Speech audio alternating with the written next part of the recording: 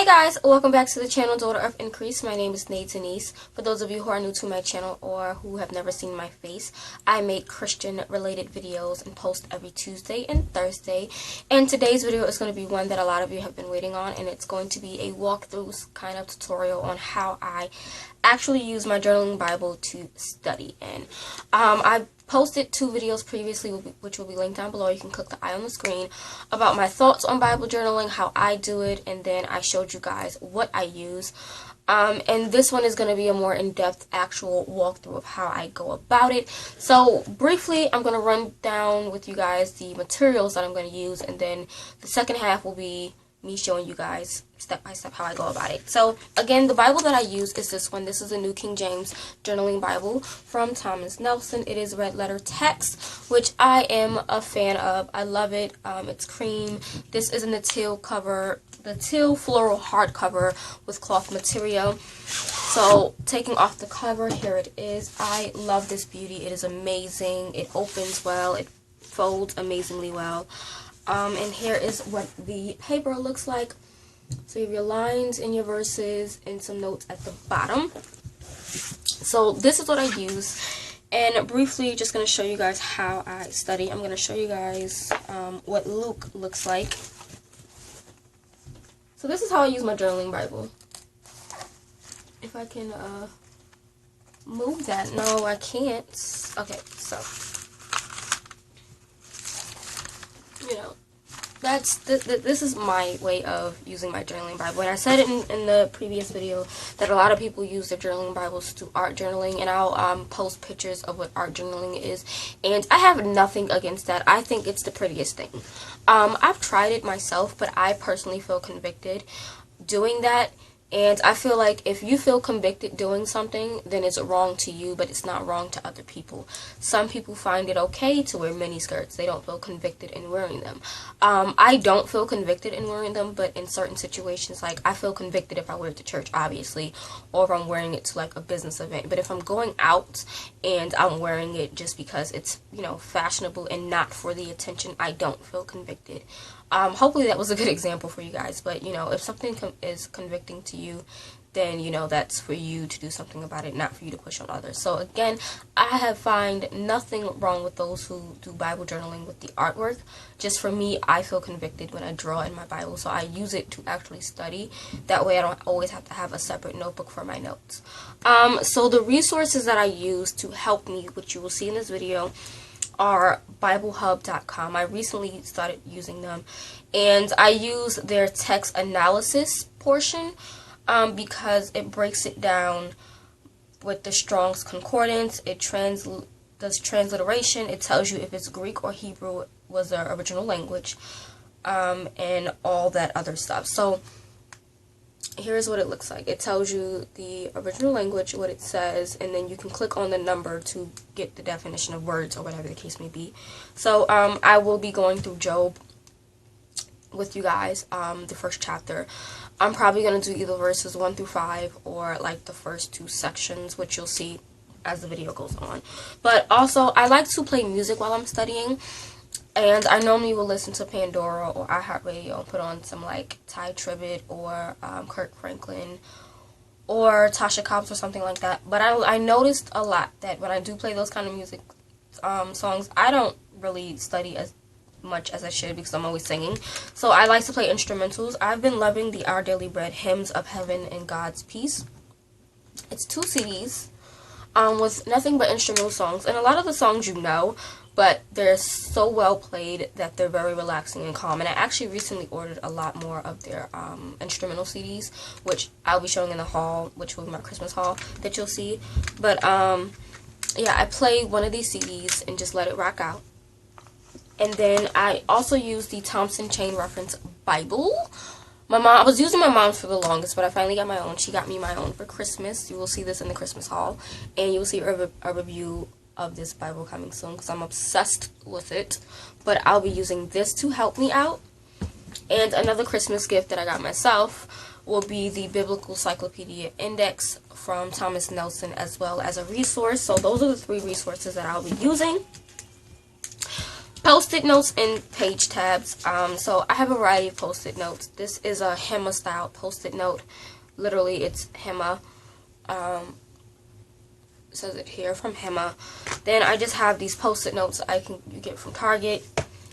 And then these cute little ones that you can get off of eBay for like $1 that come from China. Then I have ones with tabs. So I have these. These are the Ready Tag. Yeah, Ready Tag kind of style post-its with the little tabs on the side. And then the semicolon tabs as well. Okay, so here's where we get into the utensils that I use. So I prefer to use a 0.5 or a 0.7 millimeter pen, and I would prefer black ink just because I like how it looks on the paper. So there are different types of pens. The ones that I'm currently using now are these two. This is a blue ink one. This is a black ink one. I use a blue ink pen to write my prayers down and the black ink pen to do studying. This one I got off of eBay or Amazon. It came from China. These are like the crown pens. And here's how fine that is. This one is beat up, but here's how they come in the packaging. And then I got this in a pack of 3 from Dollar Tree, but they're really fine. So, I mean, you can get a variety. Like, this one is one of the hard ones you can pick up from Target. Super fine. I just have black ink in there. This one came in a pack. It's super fine again. We have the Paper Made Ink Joy 0.7 millimeter pens. I have them in 3 colors. I do want to grab the full pack of the gel pens, but they're like 20 bucks. I'm not willing to pay that, so I do have just a 2-pack of the black ones. We have the Zebra Gel Retractable G301 series in the 0.7 millimeter pens. I mean, I have so many. I have my colored ones from Signo, which are the Signo Uni Balls, and the 207s. I apologize. And then I have these, which are the Pilot G207 pens. The metallic ones. So, I mean, I prefer, like I said, 0.7, 0.5. I mainly use black and blue ink in my Bible, but the fun colors are also good to use as well. Okay, moving on to how I highlight in my Bible. So, I use these 3. These are the Crayola Super Tips. There we go. That's what they look like. These are really great. They do bleed through, but it's okay. It doesn't bother me as much. I use the Sharpie Smear Guard highlighters because they do not bleed through. They don't smear. They're freaking amazing. They bleed through, but not excessively, if that makes sense, like other highlighters do. I apologize. And then I have gel highlighters. These are from Casemate, from Walmart. So any type of gel highlighters. I have like several packs that are not even open. And then I swear by these. I highly, highly recommend these. Like, highly recommend these. And these are the Crayola Twistable colored pencils. I have a pack of 30. I actually just ordered these 2 days ago. They got to me. I actually ordered them yesterday. They came to me today. Here's what those look like. And I have some of them already out of the pack. But I find that out of all the colored pencils that I've tried, those work amazingly well on the paper. They don't bleed the font either on the paper. So I love these and highly recommend them. And I ordered the 30 pack because the one I had was either a 12 or 24 or something like that. But the 30 pack has more colors. Every color I need because I do color code sometimes. But basically that is it. So what I'm going to do now is flip the camera around and we're going to get into studying how I study in my Bible. Okay guys, so literally as I was making this video the other day, because this is a new day, I studied the whole thing with you guys in my regular journal, but it didn't record, and I did all of this, you guys, on camera, or at least I thought I did. So what I'm going to be using now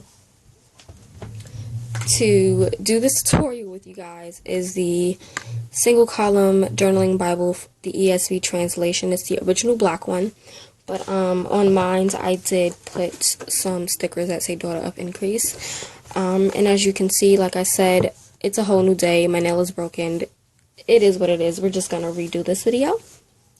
So I have that out already. And I normally would have my resources, which would be my Nelson's Biblical Cyclopedic Index, as well as the Thompson Chain Reference Bible, and I would have open on my computer, on my cell phone, the BibleHub text analysis. So what I will do is leave a link down below to the text analysis for Job, chapter 1, verse 1, and I basically would read through that as I read the word. So let me just zoom in for you guys and get this to focus.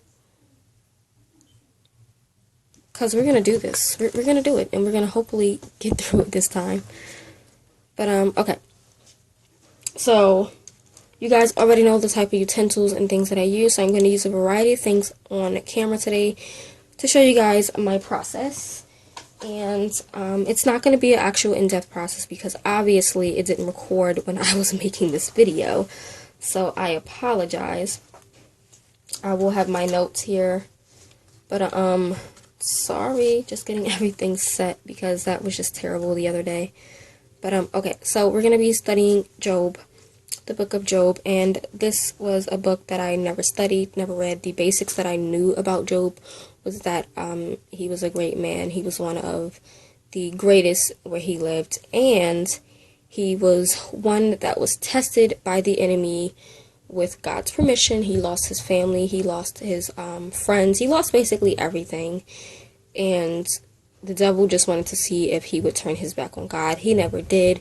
So at the end of that test, he was blessed 10 times over more than what he already had. So that's pretty much all that I know about Job. Never studied it ever. So I wanted to go into it with you guys and do a kind of tutorial on how I study. So the first thing that I would do is pray, obviously, just asking the Lord to open up my ears and my eyes and my heart to the word that I'm reading, to help guide me as I read, to show me of anything that I need to be convicted of, to show me anything that I need to apply to my life or anything like that.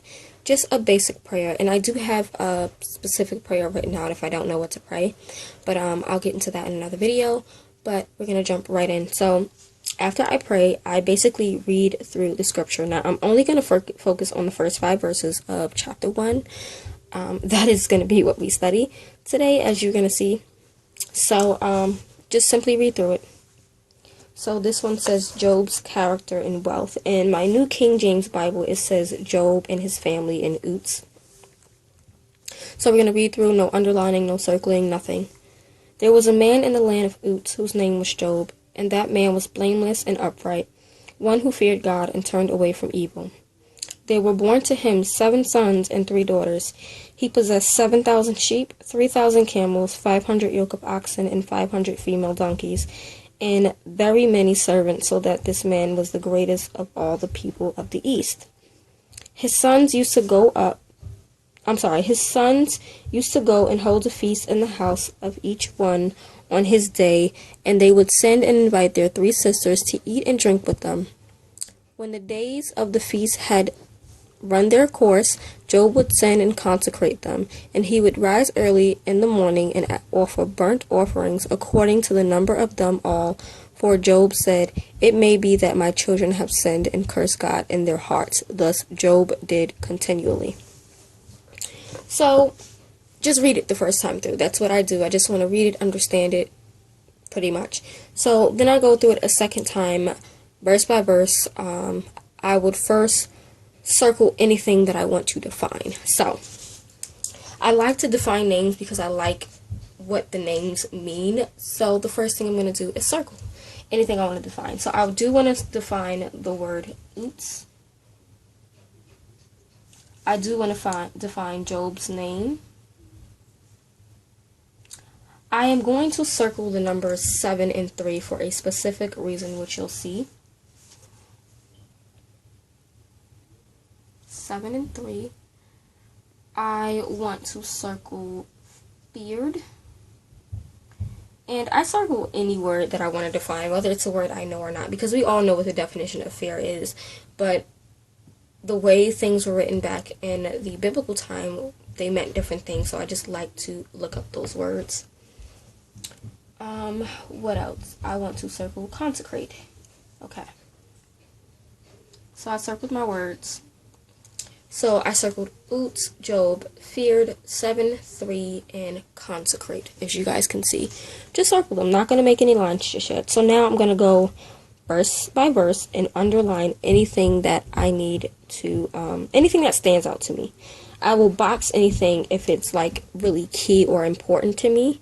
So, starting at the first verse, there was a man in the land of Uz. Now, what I do want to underline is land of Uz because this is a location. The location name is Uz. So I'm going to define that, but I also want to underline so that I can look up where it is. Whose name was Job.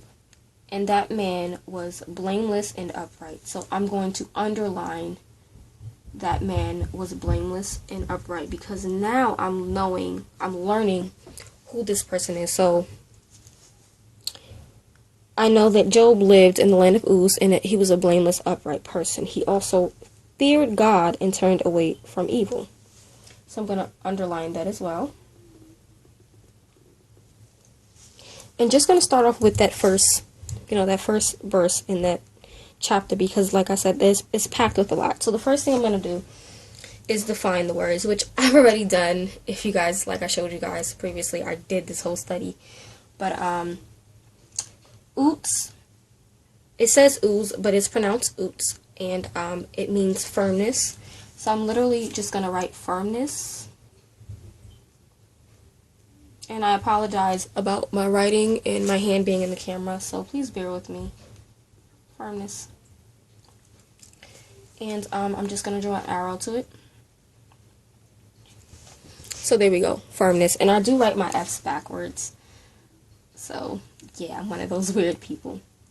Now, the land of Oots is a place in South Edom. So now I'm going to write that somewhere.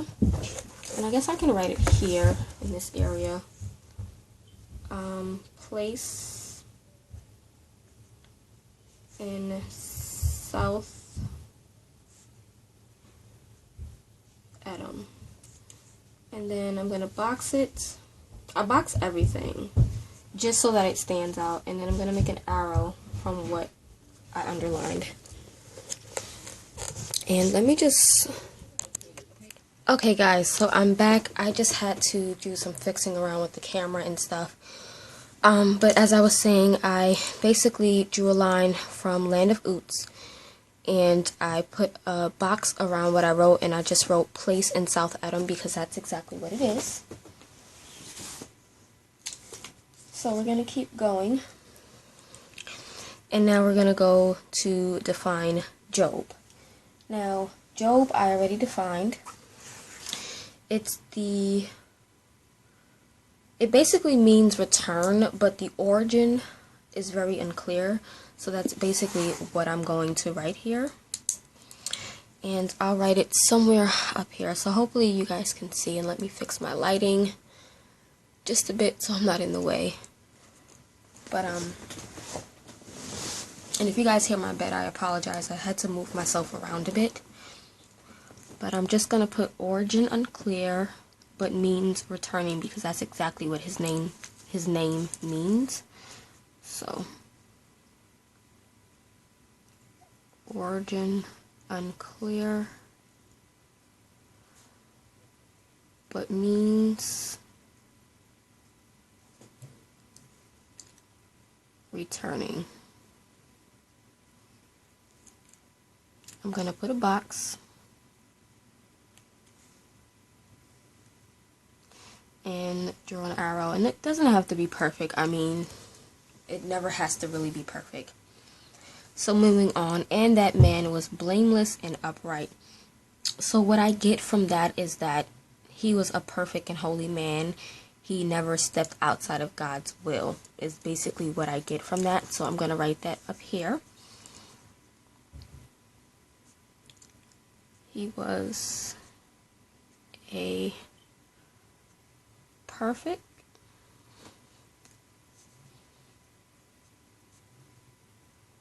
and holy man,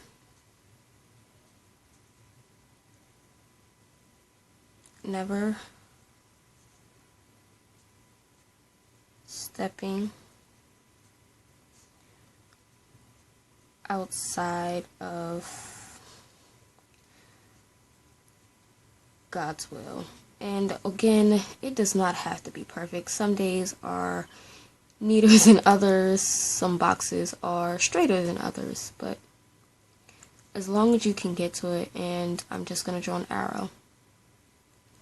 Now that I have that, that's when I go in after that first verse with my colors. So here are all the pens that I have. So I'm going to use all the different types that I normally would. So I'm going to take out a pink highlighter.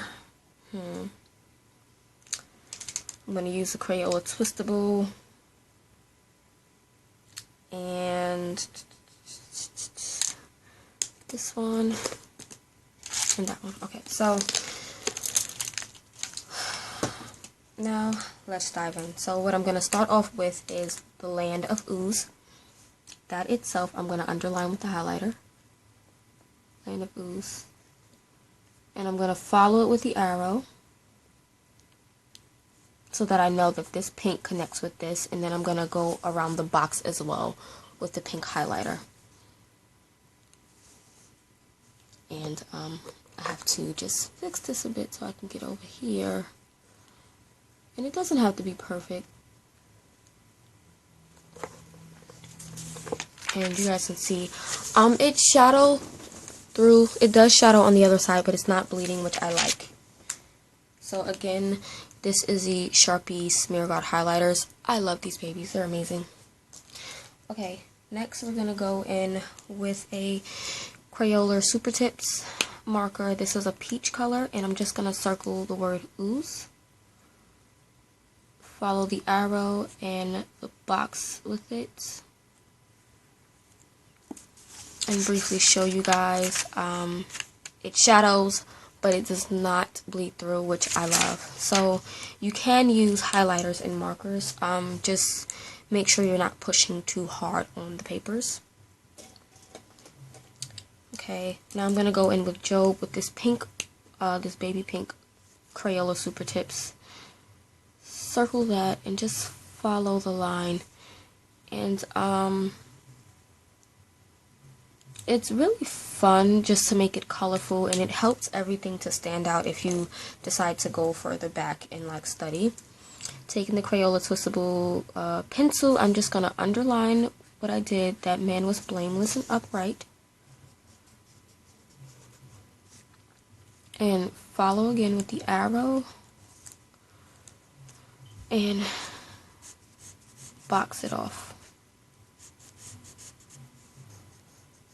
Okay. So there you have basically the gist. And we're going to finish. I'm not even going to stop. We're going to keep going with this study, okay? So I have feared circle. So I'm going to define what that is. And it's basically, it's not the kind of fear that a lot of people think of, like horror fear where you're trembling and you're afraid.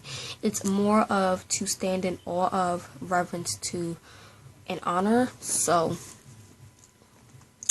I'm going to try to write this in a way that it's still in the camera, but I can write easily. And I'm just going to put stand in awe of, reverence, and to honor, because that's basically what it means when you fear God. You reverence Him, you're in awe of Him and His power. You're not trembling in fear, especially if you love Him. Like, we're supposed to love and fear Him. So from fear, I'm just going to draw an arrow, and your arrows can intersect into other boxes. It's okay, but if it does intersect, make sure to use a lighter color. So I'm going to go in now with a green highlighter, again from Sharpie, and I'm going to circle feared with it and go through and just follow like I normally would.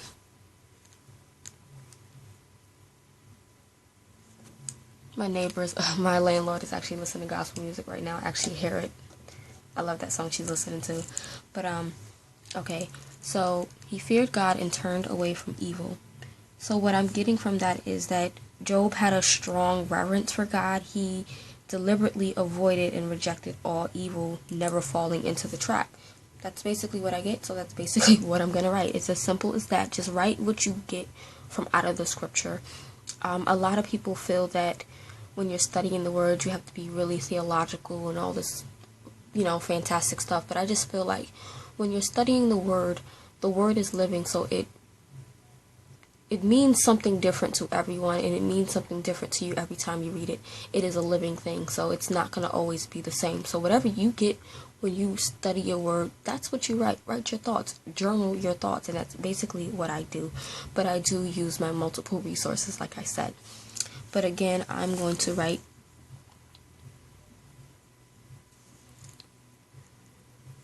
Job had a strong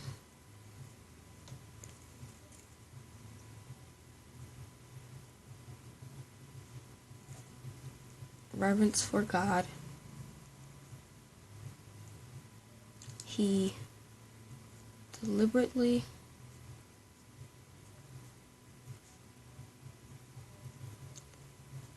avoided, I'm going to put and in capital letters, and rejected all evil. It's as simple as that. Box it off and make your beautiful arrow. And go in with another color. This one I'm going to use a magenta. Crayola Twistable crayon, and just underline the puppy. I don't know why I said puppy just now, you guys. It is late. As you guys can tell, I've tried to record this video in multiple different times. It might be all over the place, so I hope it's not. And I took a photo and showed you guys on Instagram that I was trying to get this video done, and it just was not working. But so we just pulled out quite a lot just from that first verse. We defined Uts, we defined Job. We now know what the land of Uts is and where it is. We defined what fear was. We know who Job was and where he lived, and we know that, he feared God and rejected all forms of evil. So that's just a lot from that verse. So now we're going to move on. Hopefully this is still in view, to the second verse. And the second verse may not seem like a lot because it's so little, but there's a reason why I circled the number 7 and 3, and we're going to get there. So the second verse says, there was born to him 7 sons and 3 daughters. Okay? 7 sons and 3 daughters. Now, I circled 7 and 3 because we're going to define those, because the numbers have meaning in biblical terms, if you did not know. And I'm also going to underline 7 sons and 3 daughters because he has a total of 10 kids. Now, the numbers 3, 7, and 10 are highly important to remember, okay? So, starting off with 7. If you guys don't know, 7 is the number of perfection. It's the number of completeness, and it's also the foundation of God's word. You can Google this. You can look it up in your Bible. I'm probably going to do a video all about the numbers because I'm actually going to be studying that soon. But just know that there are 4 numbers, or 4 spiritually perfect numbers, and 3 of them are seen right here in this verse. The first one, or rather the second one, would be 7. So I circled it like I said, and I'm going to write, out here. So I'm going to try to fix this a little so that I can make sure it's still on camera for you guys. I'm going to write number of perfection and completeness, foundation of God's word. Let's move the bookmark. So, number of perfection and completeness,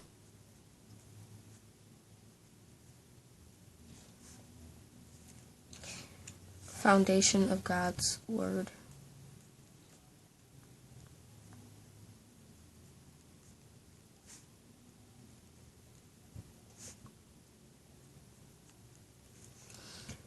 We're going to box it And again, I said everything can intersect if it must. And draw an arrow. Moving to the number 3. The number 3 is the first of the 4 spiritually perfect numbers. And it's just amazing, you guys. So I'm just gonna put that right there, and I'm gonna put it right here. First of 4 spiritually perfect numbers. And you don't always have to write out the full word. You can always write things the way you need to. And then I'm going to draw an arrow from 3 there. And then 7 sons and 3 daughters. This lets me know that he was blessed with 10 children. And the number 10 is also a complete and perfect number. So, blessed with 10 children. Is this in view? Yes, it is. Okay. Just making sure it's in frame, you guys. With 10 children. And 10 is also a spiritually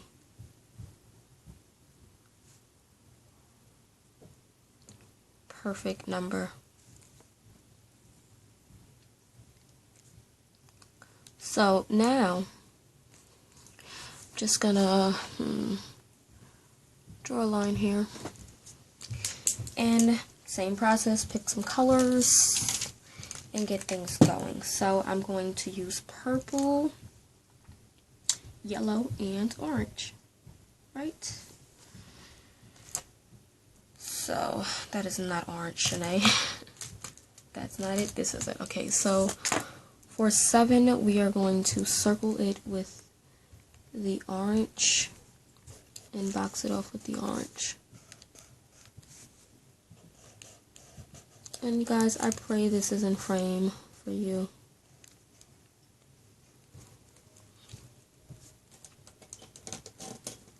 For 3, I'm going to go in with, oh, I hope that was in frame. Sorry, you guys. For 3, I'm going to go in with a yellow highlighter.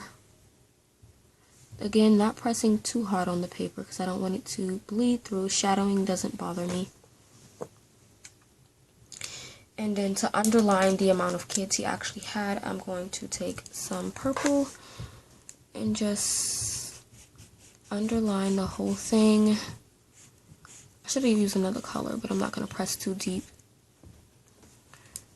And then just follow it off by boxing. Okay.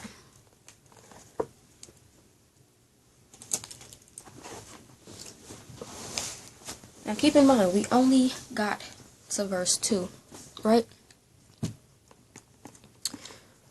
So, from verse 1 and 2, we know that there's a man named Job who lives in the land of Uz, which is in South Edom.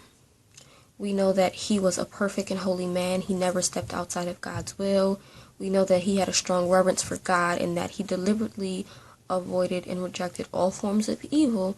And because he was this perfect and holy man, we know that he was blessed with 7 sons, which is a number of perfection, 3 daughters, which is another spiritually perfect number, which totaled out to 10, which is a spiritually perfect number. So all of that is just letting me know that Job was a blessed man. He was highly blessed, highly favored by God, and he had such a huge amount of love for God, okay? So moving on.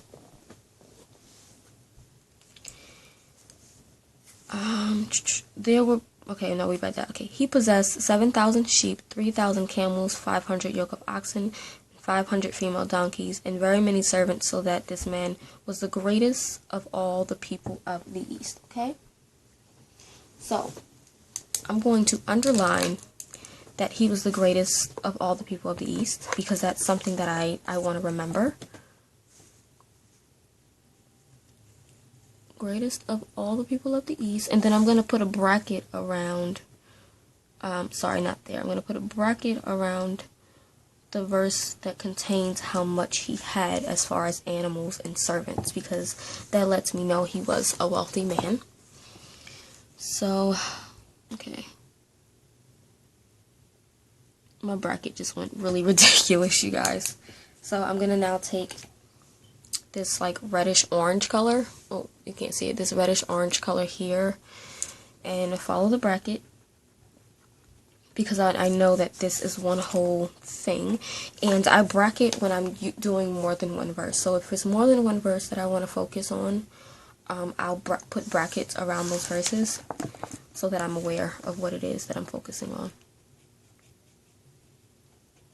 Okay.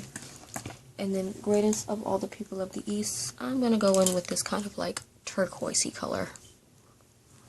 Okay. And underline.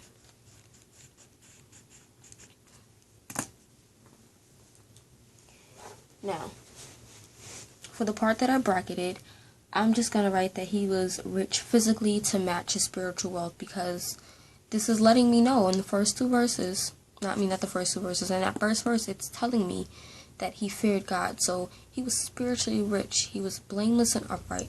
So his spiritual richness was matched with his physical richness. So that's what I see, and that's what I'm going to write. So I'm going to run out of so much space, but it's okay.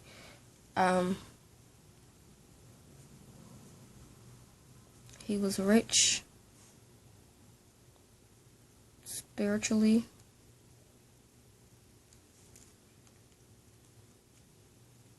and physically matched it is what I'll write. Okay.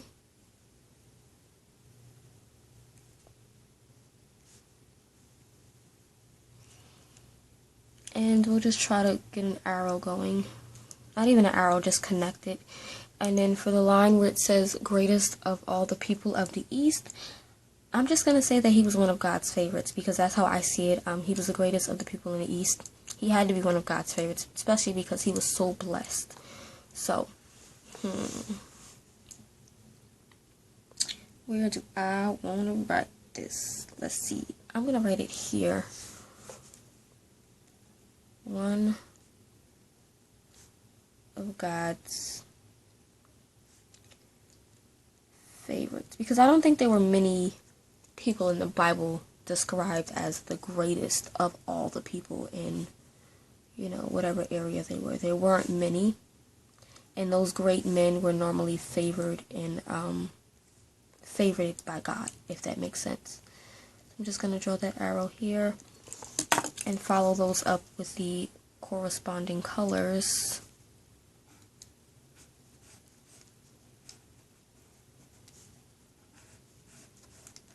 Okay.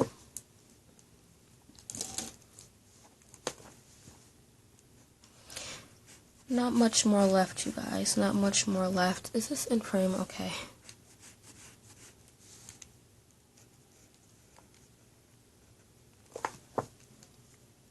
Okay. So now moving on to verses 4 and 5.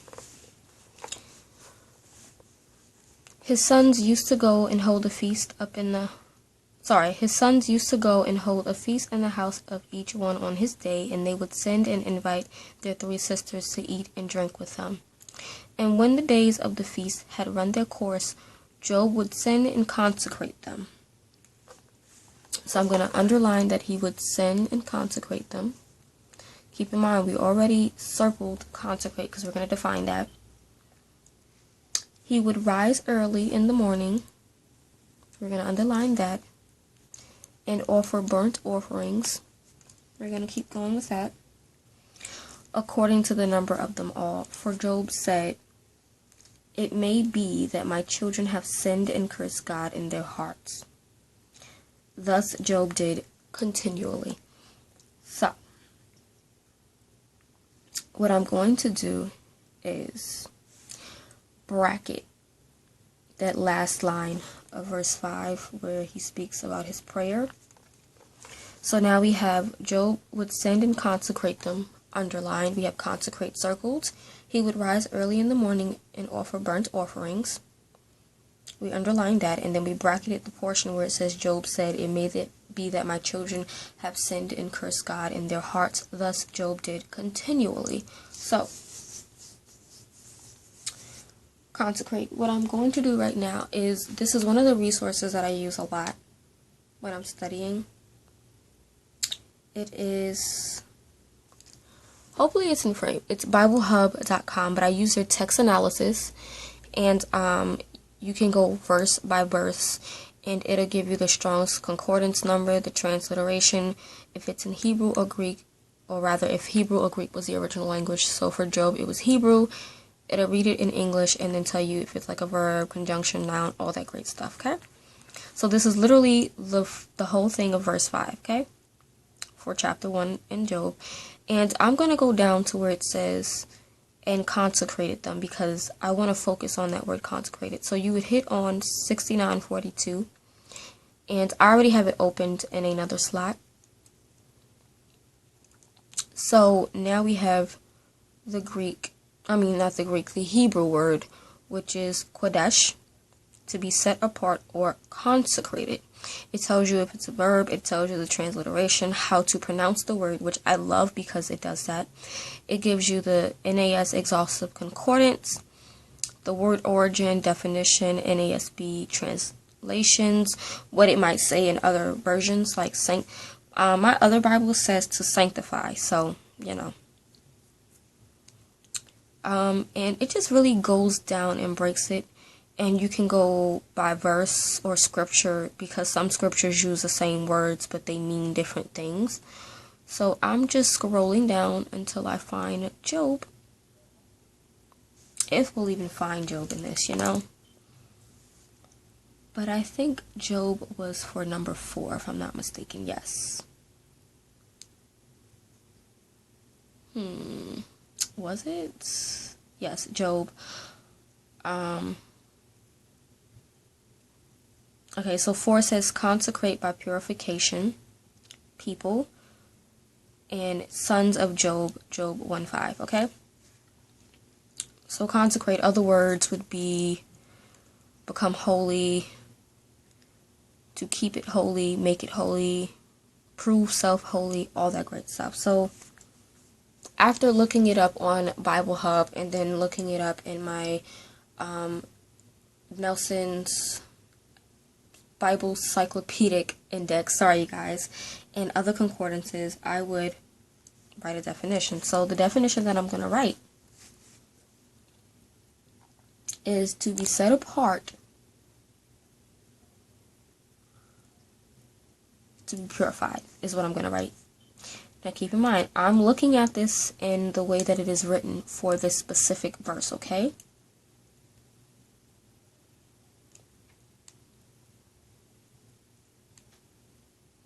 It says consecrate by purification. So he wants to purify his children. So he would send and purify them, basically. So I'm gonna consecrate is here. Where do I want to put this? It's like I'm running out of space, you guys. So I'm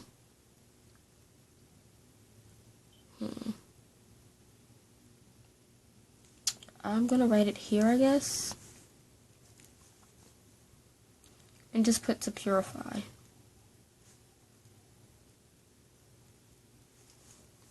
Keep it as simple as I can, because I don't want to take up too much space. Because this is the journaling Bible I will use in future videos when I'm doing my Bible study videos with you guys. So, consecrate to purify. Simple as that. So, Job would sin and consecrate them. That line goes as well as with he would rise early in the morning and offer burnt offerings. So this lets me know that though his kids were grown, he made sure to purify them. He made sure that he would wake up and try to make them holy before the Lord despite how old they are.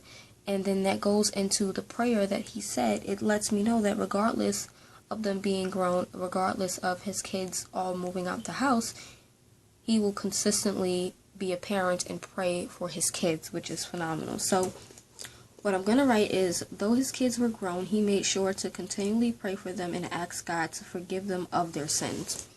Simple as that. So I'm going to write that here. Hopefully you can see. Okay.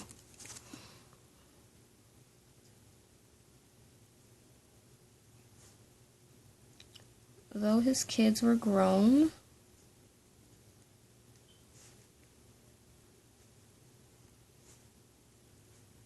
he made sure to continually pray for them.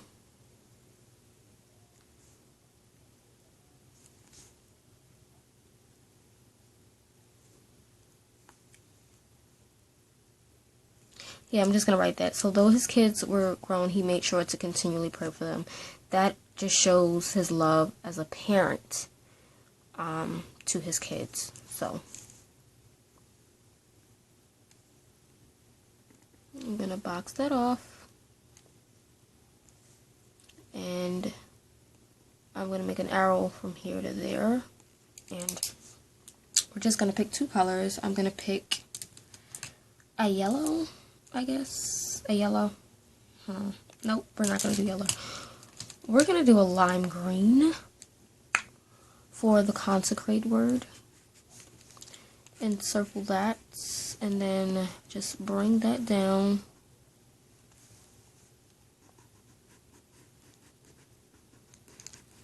To purify.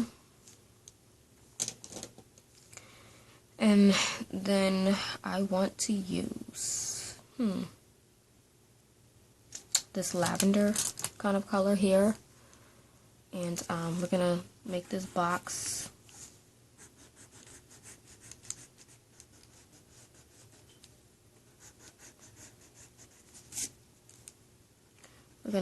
this, or bracket rather, and underline, because these all go to my 1 point, so I like to keep them in the same color. I just didn't want to underline the whole thing, if that made sense. And bracket.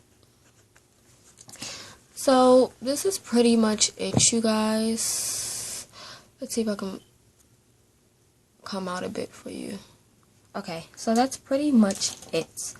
The gist of how I study, how I go about it. The colors have no true meaning. I do color code in specific Bibles because I have so many. But when it comes to doing my journaling in these Bibles for study, did that just make any sense, you guys? When it comes to me doing my Bible studies in my journaling Bibles, I just use whatever color I feel like using, just so that it pops out as I read along. Again, here is how it looks in the other Bible. This is in the New King James translation. This is how it looked when I was trying to record it originally.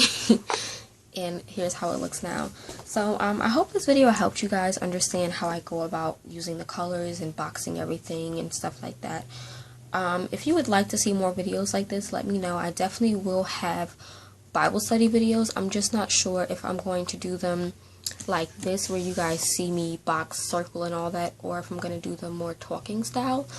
If you have any suggestions of how you would like to see those type of videos, leave them down below, because I'm not sure. Again, I'm really trying to get the first Bible study going soon. That one will definitely be on the Gospel of John. So I'm getting everything together. I'm debating if I want to do printables or anything for that. So, you know, definitely coming. But I will also have study with me videos where you will see the process of me actually doing a full-blown Bible study session. But yeah, I hope this helped you guys out. You know, if you would like to see more tutorials, let me know. I can definitely do them. But again, this is my ESV Crossway study. Well, I'm saying study Bible. My ESV Crossway journaling Bible, and I really like it. It's really, really nice. I don't think this is red letter text though, if I'm not mistaken. Let me double check. Yeah, this is not red letter text, unfortunately, which is why I prefer the New King James, because it is red letter text. I'm just obsessed with red letter text. But anyway, I'm gonna stop rambling. I hope you guys enjoyed this video. Thumbs up, share this video, comment below. Let me know if you have any other suggestions or ideas. And thank you guys for rating, commenting, subscribing, and all that great stuff. And I'll see you guys in the next video. Bye!